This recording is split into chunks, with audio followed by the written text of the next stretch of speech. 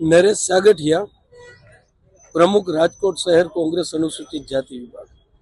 17 તારીખે ભારતના સાંસદ ભવનની અંદર જે આપણા ભારતના બહુ પ્રખ્યાત, જેને ગુનેગાર પણ લોકો કહે છે, એવા આપણા ભારતના ગૃહમંત્રી અમિતભાઈ શાહ જે બાબા સાહેબ વિશે ટિપ્પણી કરી અને એમને જે કીધું કે બાબા સાહેબ એક પેશન બની ગઈ છે, એમના મોઢે આ શબ્દ યોગ્ય નથી। બાબા સાહેબ અમારા ભગવાન છે અને અમારા ભગવાન જ રહેશે।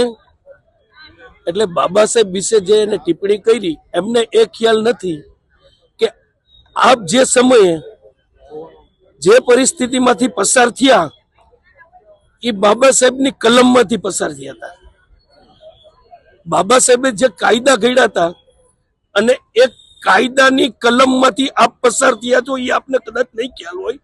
એટલે અમારી એવી વિનંતી છે કે અમિત શાહ માફી માંગે કે આવી બાબત અને આવી વાત હવે પછી અમે નહીં કરશું, અને જ્યાં સુધી માફી નહીં માંગે ત્યાં સુધી અમારા ઉગ્ર કાર્યક્રમો ચાલુ રહેશે।